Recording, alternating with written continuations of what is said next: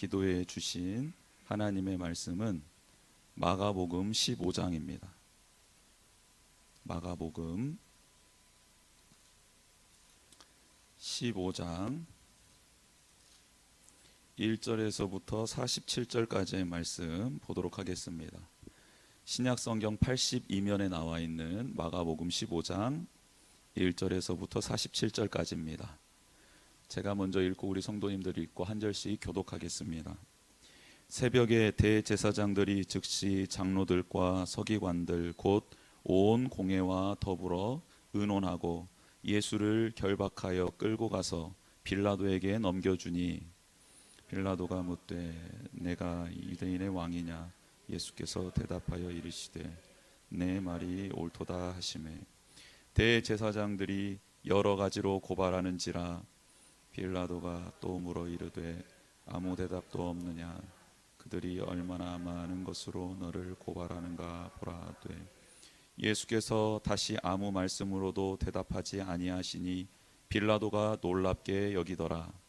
명절이 되면 백성들이 요구하는 대로 죄수 한 사람을 놓아주는 전례가 있더니 밀란을 꾸미고 그 밀란 중에 살인하고 체포된 자 중에 바라바라 하는 자가 있는지라 무리가 나아가서 전례대로 하여 주기를 요구한대 빌라도가 대답하여 이르되 너희는 내가 유대인의 왕을 너희에게 놓아주기를 원하느냐 하니 이는 그가 대제사장들이 시기로 예수를 넘겨준 줄 알미러라. 그러나 대제사장들이 무리를 충동하여 도리어 바라바를 놓아달라 하게 하니 빌라도가 또 대답하여 이르되 그러면 너희가 유대인의 왕이라 하는 이를 내가 어떻게 하랴. 그들이 다시 소리 지르되 그를 십자가에 못 박게 하소서. 빌라도가 이르되 어찌미냐 무슨 악한 일을 하였느냐 하니 더욱 소리 지르되 십자가에 못 박게 하소서 하는지라. 빌라도가 무리에게 만족을 주고자 하여 바라바라 하는 놓아주고 예수는 채찍질하고 십자가에 못 박히게 넘겨주니라.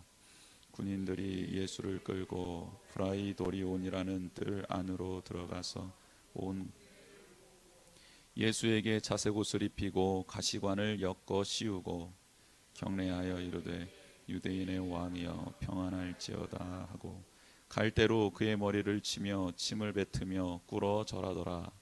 희롱을 다한 후 자색옷을 벗기고 도로 그의 옷을 입히고 십자가에 못 박으려고 끌고 나가니라. 마침 알렉산더와 루포의 아버지인 구레네 사람 시몬이 시골로부터 와서 지나가는데 그들이 그를 억지로 같이 가게 하여 예수의 십자가를 지우고 예수를 끌고 골고다라 하는 곳 번역하면 해골의 곳에 이르러 모략을 탄 포도주를 주었으나 예수께서 받지 아니하시니라. 십자가에 못 박고 그 옷을 나눌새 누가 어느 것을 가질까 하여 제비를 뽑더라. 때가 제3시가 되어 십자가에 못 박으니라. 그 위에 있는 죄패에 유대인의 왕이라 썼고 강도 둘을 예수와 함께 십자가에 못 박으니 하나는 그의 우편에 하나는 좌편에 있더라. 지나가는 자들은 자기 머리를 흔들며 예수를 모욕하여 이르되 아하 성전을 헐고 사흘에 짓는 자여 내가 너를 구원하여 십자가에서 내려오라 하고 그와 같이 대제사장들도 서기관들과 함께 희롱하며 서로 말하되 그가 남은 구원하였으되 자기는 구원할 수 없도다. 이스라엘의 왕 그리스도가 지금 십자가에서 내려와 우리가 보고 믿게 할지어다 하며 함께 십자가에 못 박힌 자들도 예수를 욕하더라. 제6시가 되매 온 땅에 어둠이 임하여 제9시까지 계속하더니 제9시에 예수께서 크게 소리 지르시되 엘리 엘리 라마 사박다니 하시니 이를 번역하면 나의 하나님 나의 하나님 어찌하여 나를 버리셨나이까 하는 뜻이라. 곁에 섰던 자 중 어떤 이들이 듣고 이르되 엘리야를 부른다 하고 한 사람이 달려가서 해면에 신 포도주를 적시어 갈대에 꿰어 마시게 하고 이르되 가만두라 엘리야가 와서 그를 내려주나 보자 하더라. 예수께서 큰 소리를 지르시고 숨지니 이에 성소 휘장이 위로부터 아래까지 찢어져 둘이 되니라. 예수를 향하여 섰던 백부장이 그렇게 숨지심을 보고 이르되 이 사람은 진실로 하나님의 아들이었도다 하더라. 멀리서 바라보는 여자들도 있었는데 그 중에 막달라 마리아와 또 작은 야고보와 요새의 어머니 마리아와 또 살로메가 있었으니 이들은 예수께서 갈릴리에 계실 때에 따르며 섬기던 자들이요 또 이 외에 예수와 함께 예루살렘에 올라온 여자들이 있었더라. 이 날은 준비일 곧 안식일 전날이므로 저물었을 때에 아리마대 사람 요셉이 와서 당돌이 빌라도에게 들어가 예수의 시체를 달라 하니 이 사람은 존경받는 공회원이요 하나님의 나라를 기다리는 자라. 빌라도는 예수께서 벌써 죽었을까 하고 이상히 여겨 백부장을 불러 죽은 지가 오래냐 묻고 백부장에게 알아본 후에 요셉에게 시체를 내주는지라. 요셉이 세마포를 싸서 예수를 내려다가 그것으로 싸서 바위 속에 판 무덤에 넣어두고 돌을 굴려 무덤 문에 놓음에 막달라 마리아와 요새의 어머니 마리아가 예수 둔 곳을 보더라. 아멘. 오늘 말씀은 십자가 십자가라는 제목으로 말씀을 전하려고 합니다. 한번 따라해 볼까요? 십자가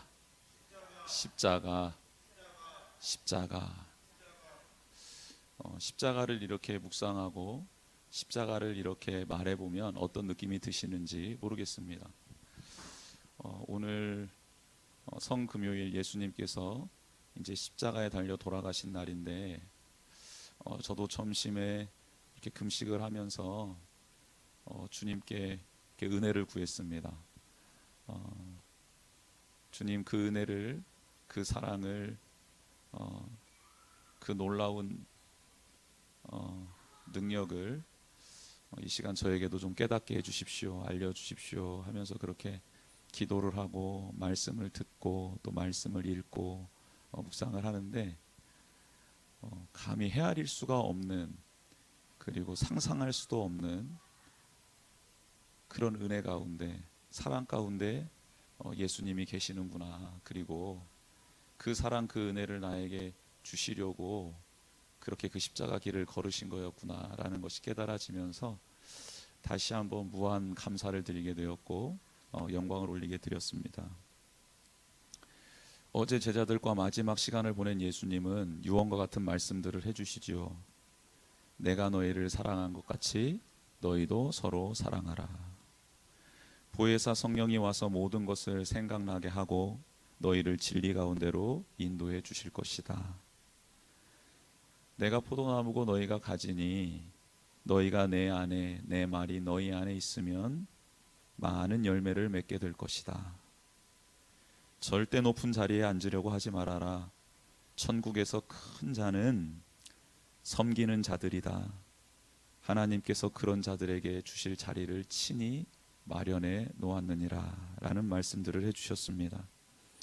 그리고 제자들의 발을 씻겨주시면서 너의 발을 내게 보이면 내가 깨끗하고 거룩하게 하겠다라고 말씀해 주셨고, 받은 은혜를 기억하며 행하는 자는 복 있는 자가 될 것이다 라고 축복해 주셨고, 내게 본받고 또 그 본을 보이는 삶을 사는 거룩한 자가 되어라 라고 제자들의 발을 씻어주시고, 또 어제 기도회 가운데 우리에게 오셔서 우리의 발을 씻어 주셨습니다.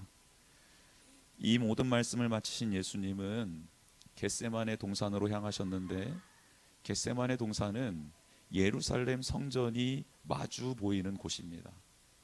그러니까 그곳에 딱 서면 바로 예루살렘의 화려한 성전이 보이는 것이죠. 예루살렘이 보이는 것입니다.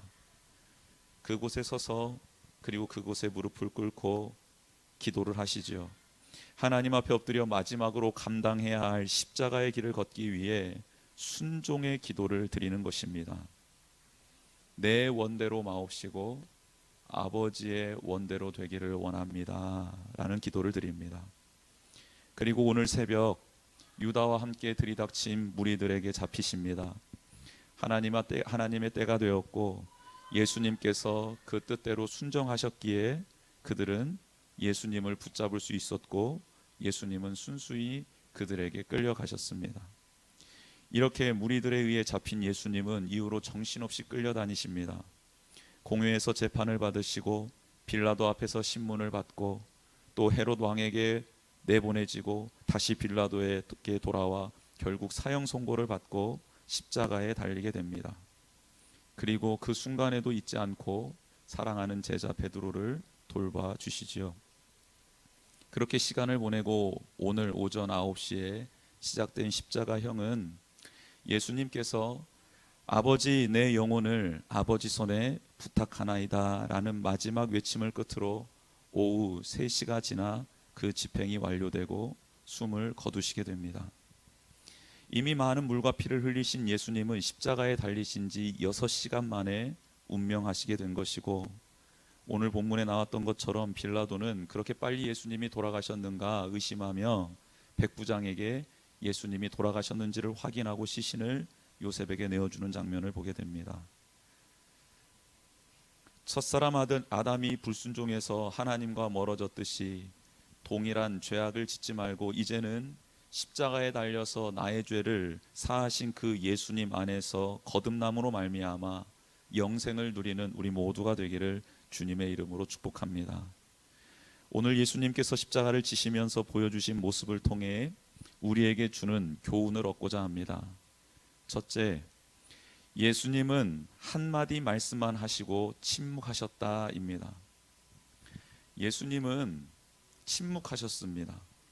대제사장들과 장로들 그리고 서기관들이 공회에서 신문할 때에도 그들이 빌라도에게 예수님을 넘겨주고 많은 것으로 예수님을 고발할 때에도 예수님은 침묵하셨습니다. 빌라도 앞에 서기 전에 예수님은 공회 앞에서 신문을 받으셨는데 여러 말로 참소하는 말들을 들었음에도 불구하고 아무 대답도 하지 않으시다가 대제사장이 이렇게 예수님께 묻습니다. 네가 찬송받을 이의 아들 그리스도냐? 감히 대제사장은 하나님의 이름을 언급할 수 없어서 하나님을 대신하는 단어를 씁니다. 즉 찬송받으실 이라는 표현으로 하나님을 대신하고 네가 정말 하나님의 아들 그리스도냐라는 질문을 하는 겁니다.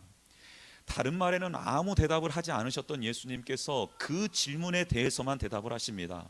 뭐하라 대답하시냐면 내가 그니라.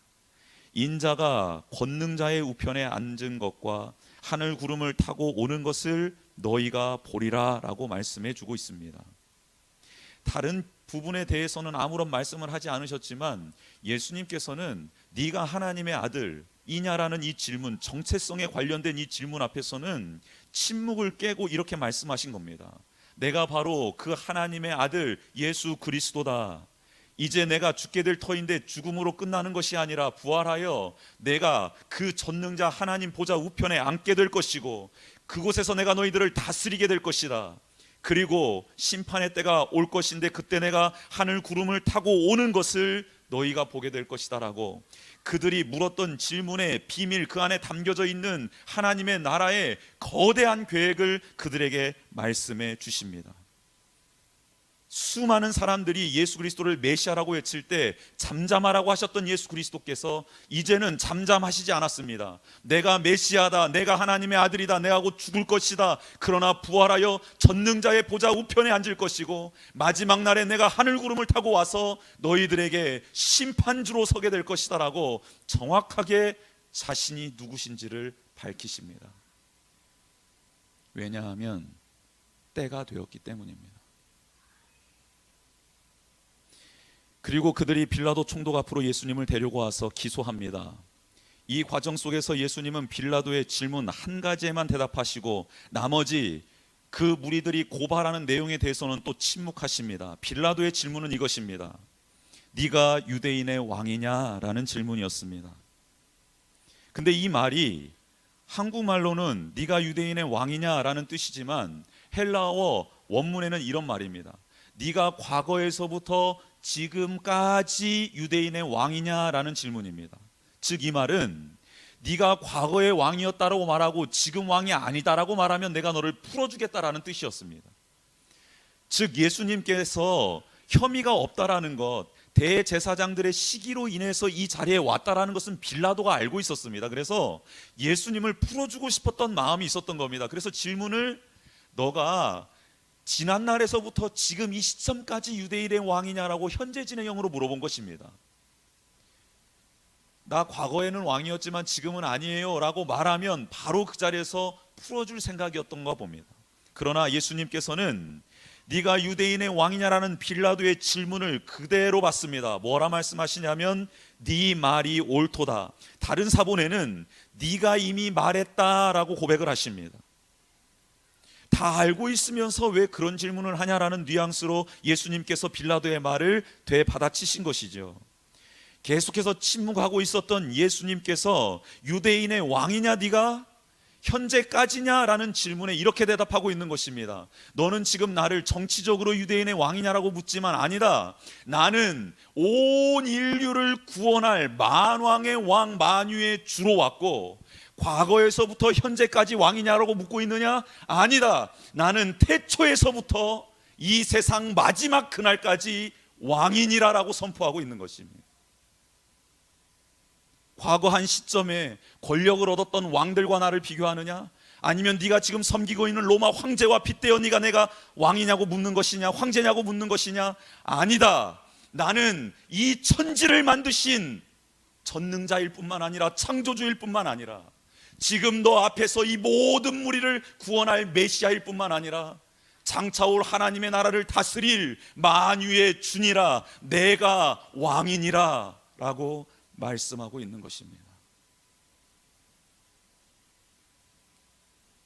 자신의 정체성에 관해서는 정확하게, 아니 더 구체적으로 자세하게 말씀해 주시면서 다른 말씀들에서는 왜 침묵하셨을까?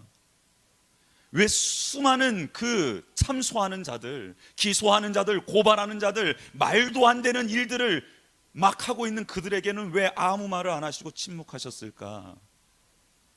이제 메시아적 죽음을 통해 인류를 구원할 때가 왔기 때문에 예수님은 그 말들에 대해서 이제 침묵하신 것입니다.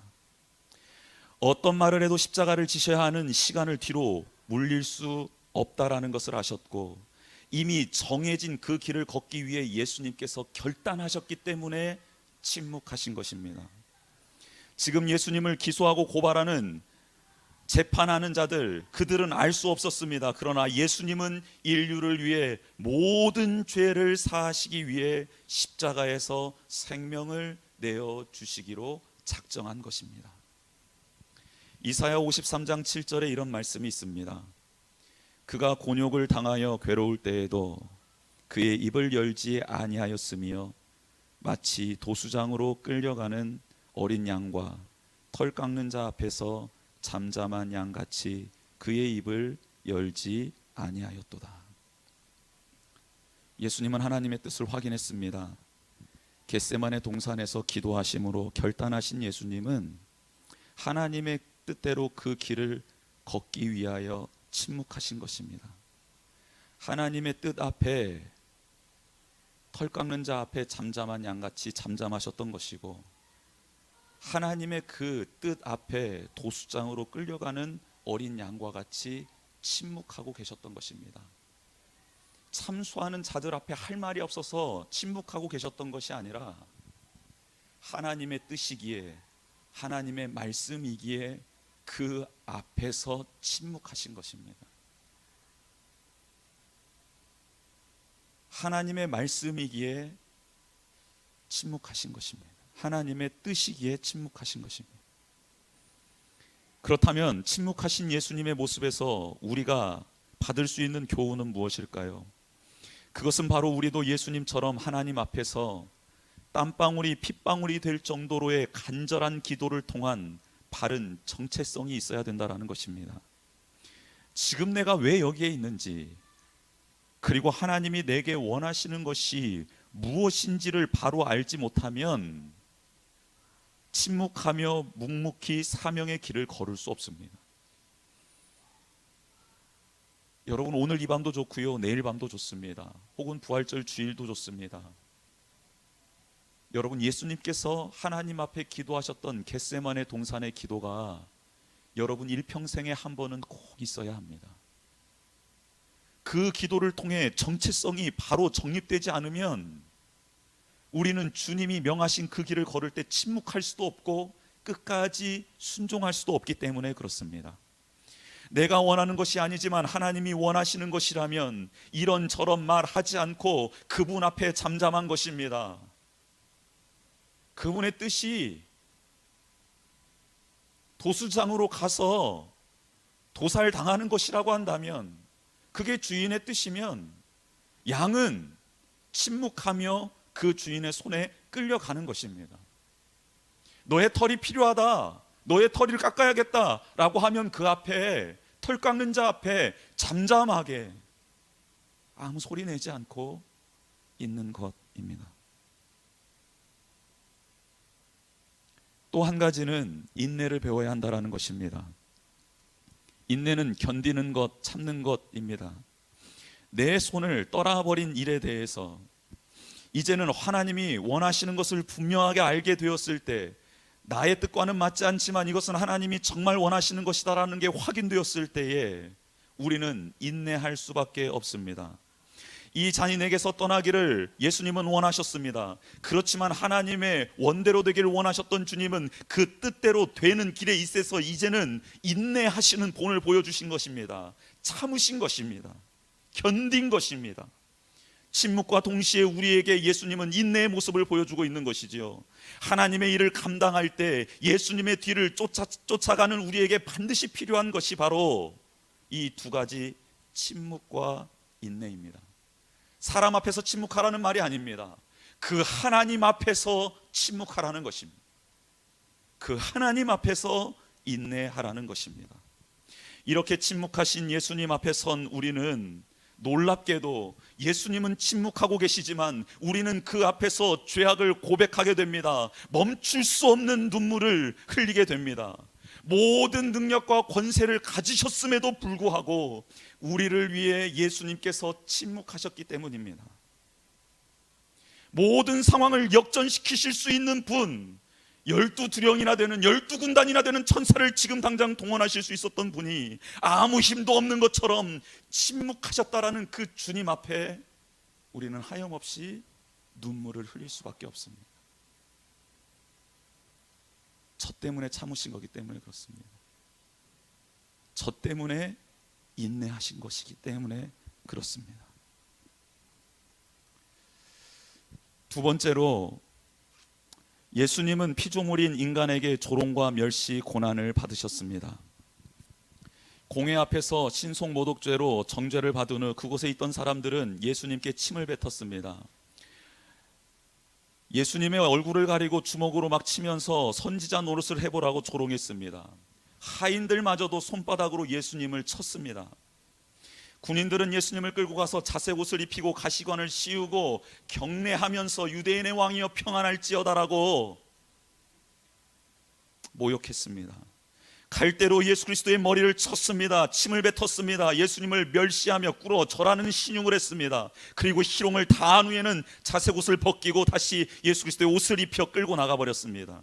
예수님이 십자가에 못 박히셨을 때 지나가는 자들은 머리를 흔들며 성전을 열고 사흘 만에 진든다 했던 그 자가 스스로 자신을 구원할 수도 없는 거냐? 십자가에서 내려와 봐라, 스스로를 구원해보라 조롱하였습니다. 예수님 옆에 십자가에 못 박힌 죄수들도 예수님을 욕했다라고 오늘 성경은 말씀하고 있습니다. 대제사장들, 서기관들, 장로들, 그와 함께한 사람들, 하인들, 빌라도, 군인들, 십자가 앞에 모인 자들, 죄수들까지 예수님을 조롱하고 멸시했다라고 오늘 성경은 기록하고 있습니다. 뿐만 아니라 예수님은 인간들의 손에 채찍을 맞으셨고 창에 찔리셨고 십자가에 못 박혀 말할 수 없는 고통을 받으셨습니다. 예수님을 믿고 따라간다라는 것은 이렇게 조롱과 멸시, 고난이 뒤따른다라는 것을 잊지 말아야 한다라는 사인이지요.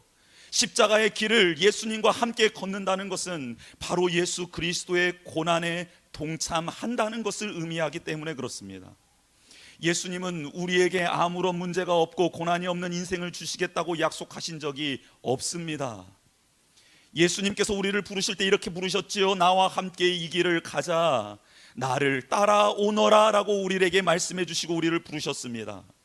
신앙생활에 힘이 없어지는 이유는 바로 고난을 피하고 영광만을 누리려고 하기 때문입니다. 그러나 십자가가 없는 부활은 없습니다. 주님과 함께 고난당하지 않으면 주님이 주실 승리도 함께 누리지 못한다라는 것입니다. 이사야 53장 5절에서 6절에 이렇게 기록되어져 있습니다. 그가 찔림은 우리의 허물 때문이요 그가 상함은 우리의 죄악 때문이라.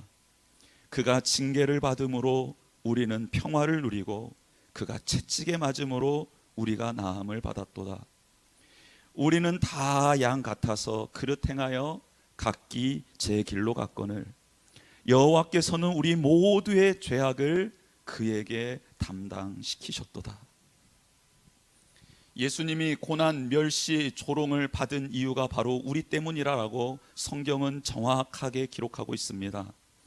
우리의 허물 때문에, 우리의 죄악 때문에 예수님이 고난을 당하신 것입니다. 그리고 우리는 예수님 때문에 지금 평화를 누리게 되었고 나음을 받게 되었습니다. 이 평화와 나음을 주시기 위해 예수님은 그 모든 것을 참고 견디신 것입니다. 평화는 하나님과의 관계의 회복을 말하는 것이고, 나음은 우리가 하나님의 자녀로 다시 태어나게 되는 것을 의미하는 것입니다.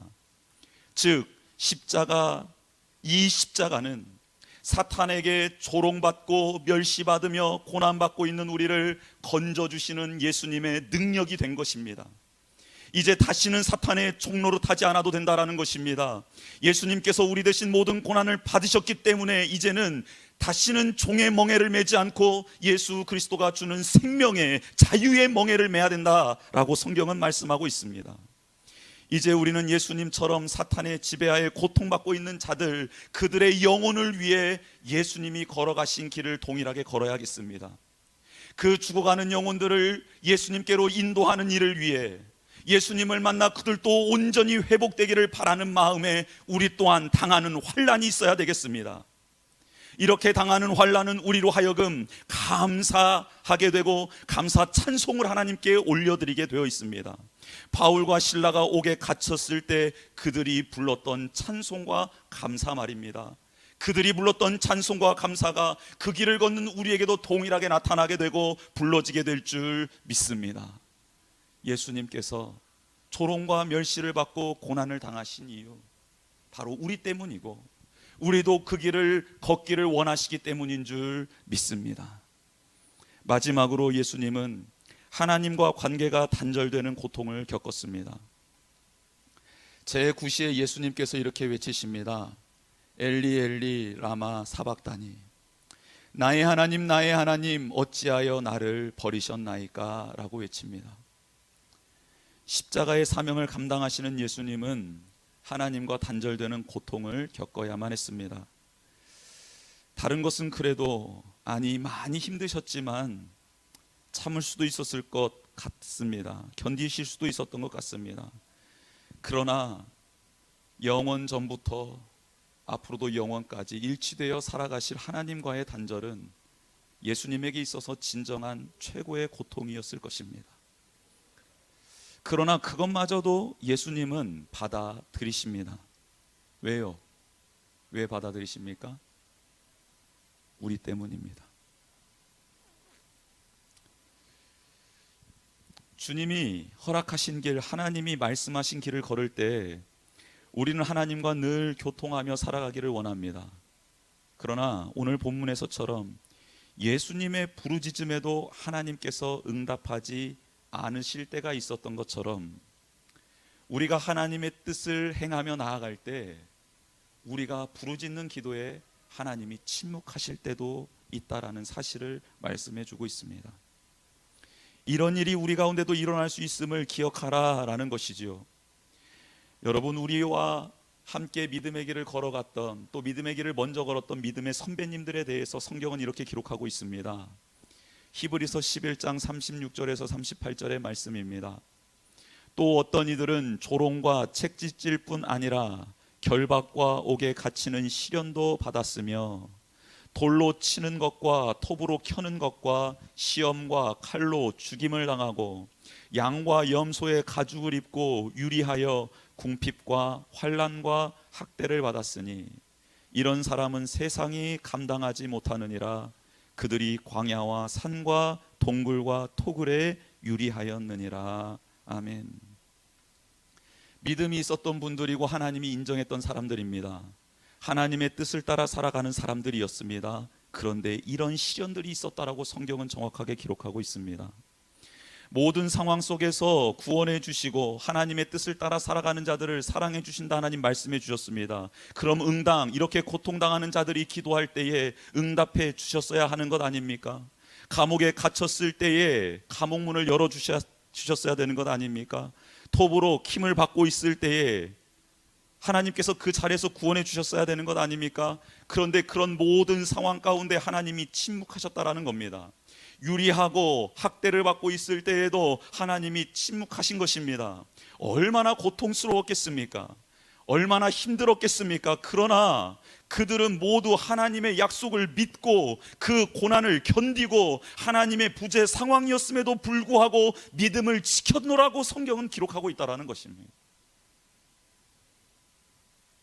사랑하는 성도 여러분, 우리가 믿음의 여정을 가는 동안 이렇게 하나님의 무응답 속에서 고난을 받을 때가 있을 것입니다.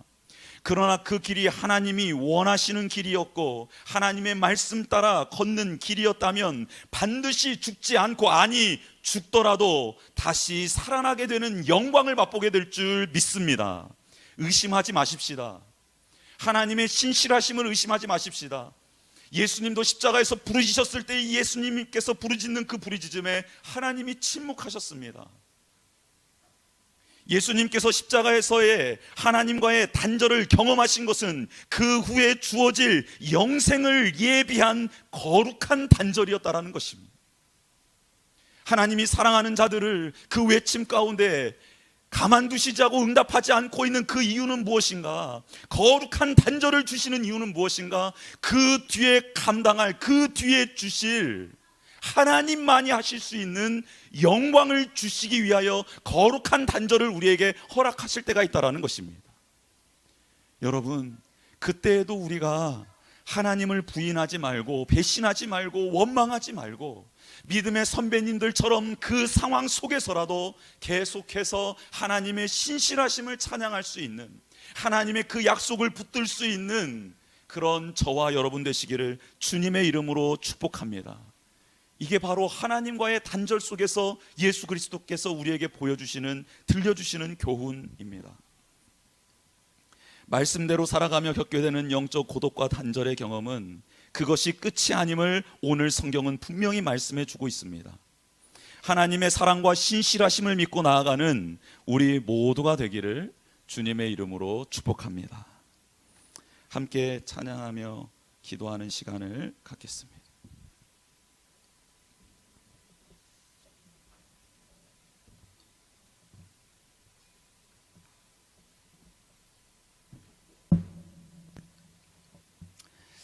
찬송가 우리 만왕의 왕 내 주께서 왜 고초당했나, 이 벌레 같은 날 위에 그 보혈을 흘렸네. 십자가 십자가 내가 처음 볼 때에 나의 마음의 큰 고통 사라져. 오늘 믿고서 내 눈 밝았네. 참 내 기쁨 영원하도다. 오늘 하루 종일 이 찬양을 계속해서 한번 되뇌어 보았습니다. 근데 그 후렴구에서 십자가 십자가 내가 처음 볼 때, 십자가를 대하는데 처음 보는 것처럼 대할 수 있을까에 대해서 멈춰섰습니다. 너무 많이 보고 있고 너무 많이 들어서 어떻게 십자가를 보는데 처음 보는 것처럼 할 수 있을까? 하나님, 제게 좀 은혜를 좀 주십시오. 너무 익숙해져 버려서 고난주간의 이 십자가의 의미가 너무 퇴색해버린 거예요. 감동이 없어요. 성금요일이어서 예수님이 돌아가셨다고 하는데 무감각해요. 느껴지지가 않아요. 이렇게 죽을 수도 있겠구나, 이렇게 사명 감당할 수도 있겠구나, 큰일 났다 이거. 살려달라는 고백이 나오더라고요. 십자가 내가 처음 볼 때 어떻게 하면 십자가를 처음 보는 것처럼 대할 수 있지? 사도 바울처럼 매일 어떻게 죽고 살아나는 일이 반복될 수 있지? 내가 날마다 죽노라, 내가 날마다 예수 그리스도와 함께 십자가에 못 박혔나니 이제는 내가 사는 것이 아니고 내 안에 그리스도께서 사시는 것이다라는 이 고백이 어떻게 계속해서 흘러나올 수 있지? 그래서 그 믿음으로 말미암아 내 눈이 밝아지고 내 안에 주신 기쁨, 상황이 바뀌고 기적이 일어난 게 아니라 내가 그 십자가를 처음 보는 그 느낌이 내 안에 일어났음으로 인한 이 기쁨이 어떻게 영원할 수 있지? 그렇게 되었으면 좋겠다. 그렇게 되었으면 좋겠다. 여러분 어떠세요? 십자가가 여러분에게 지금 진한 감동으로 정말 여러분이 죄인인데 그 죄인인 나를 위해 돌아가시는 예수 그리스도의 사랑으로 느껴지십니까? 아니면 그냥 밋밋하십니까? 여러분 그게 죽은 겁니다. 살려달라고 하셔야 돼요. 십자가를 처음 보는 것처럼 뜨거운 눈물이 그 침묵하고 계시는 주님 앞에서 회개가 터져 나와야 되는 것이고, 조롱받고 고난받고 멸시받는 그 예수 그리스도 앞에서 내가 받아야 될 것을 대신 지시는 그 주님의 은혜를 경험한 내가 이제는 그 길을 걸으며 동일하게 그 자리에 설 수 있는 은혜를 달라고 기도해야 되는 것이고, 거룩한 단절이 있을 수는 있으나 그게 끝이 아님을 보여주셨던 예수님께서 내가 믿음의 길을 걸어가는데 외롭고 고독하고 힘든 순간이 닥쳤을 때에도 그때도 하나님이 나와 함께 하심을 잊지 말라라는 그 메시지를 듣고 우리가 그 첫사랑, 그 첫 마음을 회복하고 그 기쁨으로 영원토록 살아가야 된다는 것입니다. 이게 바로 오늘 우리 가운데 회복돼야 될 일이라는 것이. 우리 한번 같이 찬양하며 나아가셨으면 좋겠습니다.